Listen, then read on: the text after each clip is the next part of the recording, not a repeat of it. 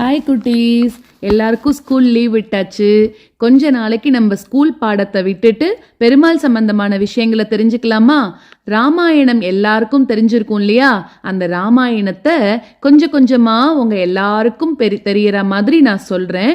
நீங்க எல்லாரும் டெய்லி இதை கேட்டுட்டு கடைசி நாள் அன்னைக்கு நீங்க என்ன தெரிஞ்சிருந்தீங்க அப்படிங்கறதுல ஒரு குவிஸ் மாதிரி வச்சு உங்க எல்லாருக்கும் நான் பிரைஸ் கொடுக்க போறேன். என்ன ரெடியா? இப்போ நம்ம ராமாயணம் பத்தி தெரிஞ்சுக்கலாமா? ஒரு ஊர் இருந்துதான். அந்த ஊர்ல ஒரு சின்ன பையன் இருந்துன்னு வந்தான். அவன் பேர் என்ன தெரியுமா? ரத்னாகரன்னு பேரு. அவன் சின்ன வயசுல ரொம்பவும் நல்லவனா இருப்பானா. அம்மா அப்பாவெல்லாம் அவனுக்கு ரொம்ப பிடிக்குமா. ரொம்ப சின்ன குழந்தைகளுக்கு பிடிக்கும், நட்சத்திரம் எல்லாம் பார்த்தா பிடிக்கும்ல, அது மாதிரி அவனுக்கும் ரொம்ப பிடிக்குமா. ஆனா அவனுக்கு என்ன ஆயிடுத்து, வாழ்க்கையில ரொம்ப கஷ்டம் இருந்துதான்.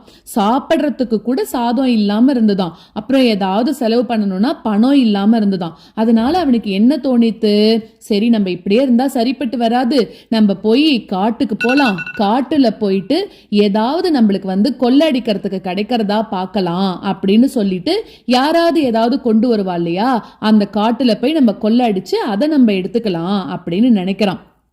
அப்படி அவன் என்ன பண்ணிட்டே இருக்கானா, ஒரு நாள் இதே மாதிரி நிறைய நாளைக்கு அவன் போய் ரொம்ப பெரிய ஒரு கொள்ளைக்காரனா ஆயிட்டானான். கொள்ளைக்காரன்னா என்ன? யாராவது வச்சுருக்கிற பொருளை நம்ம வாங்கிக்கிறது. நம்ம பொருள் தான் நம்ம வச்சுக்கணும், என்னைக்குமே அடுத்தவாளோட பொருளை வாங்கக்கூடாது இல்ல. ஆனா இவன் என்ன பண்ணிருக்கான், போறவா எல்லாரும் கொண்டு போற பொருளையும் வாங்கிட்டானான். அந்த மாதிரி காட்டு வழியில யாராவது போயிட்டா போருமா, இவன் பார்த்துட்டான்னா நில்லு நில்லுன்னு அவ முன்னாடி போய் குதிச்சு இவன் கையில வாள் வச்சுட்டு இருப்பான். கத்தி, ஸ்வாட் சொல்றோம் இல்லையா, அது வச்சுட்டு இருப்பானா. அதை காமிச்சு பயமுறுத்துவானா, ரொம்ப கோவப்படுவானா. எல்லாரும் இவனை பார்த்து பயந்து பயந்து ஓடுறாளாம். அதனால அப்படி பயப்படுறான்னு சொல்லிட்டு என்னெல்லாம் கொண்டு போனாலோ எல்லாத்தையும் இவன் வாங்கிட்டுருவானா. யாரு? ரத்னாகரன். இப்போ ஒரு நாள் அந்த காட்டுல ஒரு முனிவர் அப்படி வந்துட்டே இருக்காராம். அவர் பேர் என்ன தெரியுமா? நாரதர்னு பேரு. அவர் கையில வீணை வச்சுட்டு இருந்தாராம்.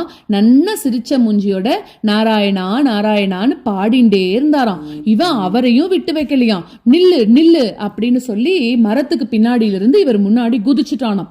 ஆனா இவன் கேட்கிறான் அந்த நாரதர்கிட்ட போயிட்டு, உன்கிட்ட என்ன இருக்கோ அதை குடு, இல்லாட்டா அப்படின்னு அது பேர் என்ன, பயமுறுத்துறானாம். அப்ப நாரதர் பயந்தாரான்னா இல்லவே இல்லையா. ஏன்? ஆனா அவர் சிரிக்கிறாராம். அப்ப நாரதர் சொல்றாராம், என்கிட்ட ஒண்ணுமே இல்லையே, வீணை மட்டும்தான் இருக்கு, நீ வேணா எடுத்துக்கோ அப்படின்னு சொல்றாராம். அப்ப நாரதர் திருப்பி இவனை பார்த்து கேட்கிறார், நீ ஏன் இப்படி பண்ற, நீ மாதிரி எதுக்கு கொள்ளையெல்லாம் அடிக்கிறேன்னு கேட்டோன்னே, எல்லாமே என் குடும்பத்துக்காக தான் அப்படின்னு சொல்றான். உடனே அப்ப நாரதர் சொல்றார், நீ இதே மாதிரிலாம் கொள்ளடிக்க கூடாது, நீ கொள்ளடிக்கிறத பாவம் தான் உனக்கு சேரும் அப்படின்னு சொல்றா. நீ வேணா போய் உங்க அம்மா அப்பாட்ட கேட்டுப்பாரு, நீ கொள்ளை அடிக்கிறதெல்லாம் அவளுக்கு பிடிச்சிருக்கான்னு கேட்டுப்பாரு அப்படின்னா, சரி நான் போய் கேட்கறேன்னு இவன் போறான். போனா அவ ஆத்துல இருக்கிற எல்லாரும் என்ன சொல்றாளாம், எனக்கெல்லாம் தெரியாதுப்பா, நீ கொள்ளை அடிக்கிற, உனக்கு தான் அந்த தப்பெல்லாம் வரும், அதுக்கப்புறம் பெருமாள் ஒன்னதான் தண்டிப்பார் அப்படின்லாம் சொல்லிடுறாளாம். அதுக்கப்புறம் என்ன ஆகுறது, இவன் பாக்குறான், என்னடா நம்ம ஃபேமிலிக்கு தானே கொடுக்கணும்னு நினைச்சோம், இப்படி சொல்றாளே அப்படின்ட்டு திருப்பி நாரதர் கிட்ட வரானாம். நாரதரோட காலில் விழறான். அப்ப என்ன பண்றான், இது மாதிரி முனிவரே நான் ரொம்ப தப்பு பண்ணிட்டேன், என்னை மன்னிச்சுக்கோங்கோ அப்படின்னு சொல்றா. அப்ப நாரதர் சொல்றார், பரவாயில்ல, தப்பு ஒரு தடவை பண்ணிட்டு நீ அதை திருத்திக்கணும்னு நினைக்கிறல்ல, அதுவே பெரிய விஷயம்தான் அப்படின்னு சொல்லிட்டு, நீ என் பக்கத்துல உட்காரு, கண்ணை மூடிக்கோ, ராமா ராமான்னு சொல்லு பார்க்கலாம் அப்படின்னு சொல்றாராம். ரத்னாகரன் சொல்ல முயற்சி பண்றான். ஆனா அவனால முடியல. ரா அப்படிங்கிறான், ஆனா சொல்ல முடியல. ஏன் தெரியுமா? அவன் இவ்வளோ பாவம் பண்ணிருக்கான்ல, அடுத்தவா என்னெல்லாம் வச்சுட்டு இருக்காளோ அந்த திங்ஸ் எல்லாம் எடுத்துட்டான்ல, அதனால அவனால ராமான்னு சொல்லவே வரலையாம். சரி, இப்ப நாரதர் சொல்ற, பரவாயில்ல போனா போட்டோம், நீ இப்போ உனக்கு எப்படி வருதோ சொல்லு அப்படின்னா, மரா மரா மரா மரா அப்படின்னு சொல்றாளாம். எங்க நீங்க சொல்லுங்க பார்க்கலாம், மரா மரா மரா மரான்னு சொன்னா என்ன வருது? ராம ராமா தானே வருது. சோ அந்த மாதிரி நாரதரோட அந்த ஒரு தந்திரம்னு சொல்றோம் இல்லையா, அதை யூஸ் பண்ணி அவனை வாயிலையும் ராம ராமா வர வச்சுட்டாராம். இப்ப இவன் என்ன பண்றான், திருப்பி கண்களை மூடிண்டு அப்ப திருப்பி இவனுக்கு மரா மரா மரா மரான்னு நிறைய ஃபியூ இயர்ஸ் அவன் என்ன பண்றான்னா அப்படியே தியானத்திலேயே உட்காந்துட்டு இருக்கான், அசையவே இல்லையா. மழை பெய்யறது, வெயில் அடிக்கிறது, காத்து வீசுறது, ஆனாலும் அவன் அசையவே இல்லை. ஆனா அவன் உடம்ப சுத்தி என்ன தெரியுமா ஆச்சு, புத்து வந்துருத்தான். புத்துன்னா என்ன, நிறைய எறும்பெல்லாம் அப்படியே மண்ணுல வீடு கட்டிட்டு தான் அவர் மேலேயே. அப்ப என்ன ஆயிடுத்துன்னா அவனோட உடம்பையே மூடிடுத்தான். அது என்ன ஆயிடுத்துன்னா பெரிய புத்தா மாறிடுத்தான். ஆனா உள்ளுக்குள்ள கூட அவர் என்ன சொல்லிட்டு இருக்கார், மரா மரா மரா மரான்ற சத்தம் மட்டும் கேட்டுட்டே இருக்கான். இப்போ திடீர்னு ஒரு வெளிச்சம் வருது. அங்க அந்த புத்து அப்படியே உடையறதான். உள்ள இருந்து ஒரு முனிவர் வெளியில வரார். அவர் எப்படி இருக்கார், கண்கள்ல நல்ல வெளிச்சமா இருக்காராம், பார்க்கறதுக்கே அழகா இருக்காராம். அவரோட உடம்புல நல்ல பெருமாள் இருக்கிற மாதிரி ஒரு தெய்வீக சக்தி இருந்துதான். புத்து கட்டித்துல அந்த புத்துக்கு பேரு சான்ஸ்கிரிட்ல வால்மீகம்னு பேரு. அவர் அதிலிருந்து வந்ததுனாலதான் அவருக்கு பேரு வால்மீகி அப்படின்னு பேராம். இப்ப என்ன ஆகிறது, ஒரு நாள் கார்த்தால சூரியன் மெல்ல உதிக்கிறதாம். அப்ப வால்மீகி என்ன பண்றாருன்னா தன்னோட டிசைபிளா இருக்கக்கூடிய பரத்வாஜர் கிட்ட சொல்றார், வா இந்த நதிக்கரைக்கு போலாம், நம்மளுக்கு மனசு நல்ல புத்துணர்வா இருக்கும்னு. 2 பேரும் சேர்ந்து எந்த நதிக்கரைக்கு போறா, தமசா நதிக்கரைக்கு போறாளாம். அது பார்க்கறதுக்கு ரொம்ப அழகா இருக்கு. தெளிந்த நீர் அமைதியான ஓடின்னு இருக்கு. தாமரைகள்லாம் நிறைய இருக்கு அதுல. அது பார்த்துட்டு வால்மீகி ரொம்ப சந்தோஷப்படுறாராம்.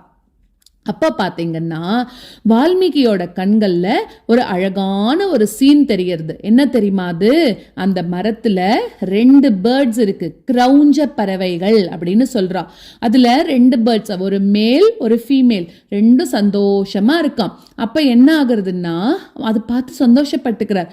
அப்போ காட்டுல இருந்து ஒரு வேடன் வரான். அவன் என்ன தெரியுமா பண்றான், மெல்ல நடந்து வில்லை எடுத்து அந்த வில்ல அந்த அம்பு விடுறான். அப்ப அந்த ஆண் பறவை கீழே விழுந்துருத்தான். பெண் பறவை பார்த்துட்டு சும்மா இருக்குமா, ஓன்னு அழ ஆரம்பிச்சிருத்தான். அப்ப என்ன ஆடுது, தன்னோட அந்த விங்ஸ் இருக்கும்ல அதை அடிச்சுண்டு ஆண் பறவையை பார்த்து எழுந்துருன்னு எழுப்ப பாக்குறது. ஆனா அது எழுந்துக்கவே இல்லையாம். அப்ப அந்த பெண் பறவையோட அழகையை கேட்டு இந்த வால்மீகியால தாங்கவே முடியல. சோ அந்த வலியிலிருந்து அந்த கோபத்திலிருந்து வால்மீகியோட வாயிலிருந்து வார்த்தைகள் தானா வருதாம். அதுதான் மானிஷாத அப்படின்னு ஆரம்பிக்க கூடியது. அதாவது என்ன தெரியுமா, நீ ஒரு பேர்டை நீ சாகடிச்சிட்டல்ல, நீ நிம்மதியாவே இருக்க முடியாது அப்படின்னு சொல்லி ஒரு வார்த்தை வருது. அதுதான் உலகத்தோட முதல் கவிதை அப்படின்னே சொல்றா. இப்ப என்ன தெரியுமா வருது, வால்மீகி தொடர்ந்து தியானத்துல உட்கார்றாராம். அப்போ அந்த பறவையோட அழுகை சத்தம் கேட்டுட்டே இருக்கு. பார்த்தா ஒரு பயங்கரமான வெளிச்சம் வருது. அங்க யார் தெரியுமா வரா, பிரம்மா வராராம். எப்படி இருக்கார் அவர் பார்க்கறதுக்கு, 4 முகங்களோட 4 கைகளோட, கையில வேதம், ரொம்ப அழகா சிரிச்சுட்டே வரார். அப்ப என்ன சொல்றார், இங்க பாரு வால்மீகி, நீ இன்னைக்கு உணர்ந்ததுதான் உண்மையான கருணை. ஒரு உயிரோட வலி என்ன அப்படிங்கறத உனக்கு வலியா நீ நினைச்சிட்ட. அப்ப நம்ம கூட என்ன பண்ணணும், மத்தவா யாராவது கஷ்டப்பட்டா அதை நம்மளோட கஷ்டமா எடுத்துக்கணும், அவளுக்கு நம்ம போய் உதவி பண்ணதான் நினைக்கணும். சோ அந்த கருணையிலிருந்து தான் முதல் கவிதை வந்தது அப்படின்னு சொல்றார். வால்மீகி கேட்கிறார், ஓ பிரம்மா, இனிமே நான் என்ன பண்ணணும் அப்படின்னு. அப்போ பிரம்மா சொல்றார், இப்போ நீ ராமரோட கதையை எழுது. ராமர் யாரு தெரியுமா, ரொம்பவும் நல்லவர். அவரோட கதை உலகத்துக்கெல்லாம் தெரியணும். அதுல சீதையோட அன்பை காட்டு, ஹனுமாரோட நட்பு ஃப்ரெண்ட்ஷிப்பை காட்டு, ராமன் எப்படி நேர்மையா வாழ்ந்தார்னு காட்டு அப்படின்லாம் சொல்றாராம். அதுக்கப்புறம் வால்மீகி உட்கார்றார், கண்ணை மூடிக்கிறார். அவருக்கு மனசுல ஒரு ஒளி வருது. அவர் கண் முன்னாடி என்னெல்லாம் தெரியுமா தெரியறதா, அயோத்தியா நகரம் தெரியறது. அதுல ராமர் தெரியறார், சீதா, லக்ஷ்மணர், ஹனுமார், ராவணன் முதற்கொண்டு எல்லாரும் தெரியறாராம். சோ எல்லாத்தையும் சேர்த்து ராமாயணத்தை 24,000 24,000 பாடல்களாக எவ்வளோ 1 இயர் இல்ல, பல ஆண்டுகள், நிறைய இயர்ஸ் எழுதிண்டே இருந்தாராம். ராத்திரியும் பகலும் எழுதுற போதெல்லாம் கண்ணீரோட எழுதுறார், சில சமயம் சந்தோஷமா எழுதுறார். சோ அப்படி அந்த வால்மீகி முனிவர் எழுதினதுதான் ராமாயணம். அதை பத்தி தான் நம்ம இனிமே தெரிஞ்சுக்க போறோம், சரியா? சோ இந்த கதையில இருந்து நம்ம என்ன கத்துண்டோம், ரத்னாகரன் கெட்டவனா இருந்தான். ஒருத்தர் கெட்டவனா இருக்கலாம், ஆனா கெட்டவனாவே இருக்கக்கூடாது, மாறிடணும் சீக்கிரமா. வால்மீகி ஆனன் எவ்வளவு கெட்டவனா இருந்து ராமாயணம் எழுதக்கூடிய அளவுக்கு நல்ல டேலண்டா வந்தான் பாத்தீங்களா? அதே மாதிரி ஒரு பறவையோட வழி என்னன்னு புரிஞ்சுதான். அதுல இருந்து ராமாயணம் நம்மளுக்கு கிடைச்சது இல்லையா? அதாவது யார் வேணாலும் மாறலாம், அன்புல இருந்து தான் இந்த உலகத்தோட முதல் கவிதை அதே பிறந்தது தானே. அதே மாதிரி வால்மீகியோட கண்ணீர் தான் ராமாயணமா ஆனது அப்படின்னு சொல்றா இல்லையா? ஸோ அது மாதிரி நம்ம கூட எந்த கஷ்டமும் யாருக்கும் கொடுக்க கூடாது. யாராவது கஷ்டப்பட்டா அவ கூடவே இருக்கணும். அப்படியெல்லாம் இருந்தோம்னா நம்மளும் நாளைக்கு நம்ம பேரையும் 4 பேர் சொல்ற அளவுக்கு நம்மளும் வளரலாம். ஸோ ராமாயணம்னா என்னன்னு தெரிஞ்சுட்டோமா? மேற்கொண்டு அடுத்தடுத்த வீடியோல நம்ம இன்னும் நிறைய கத்துக்கலாம். சரியா?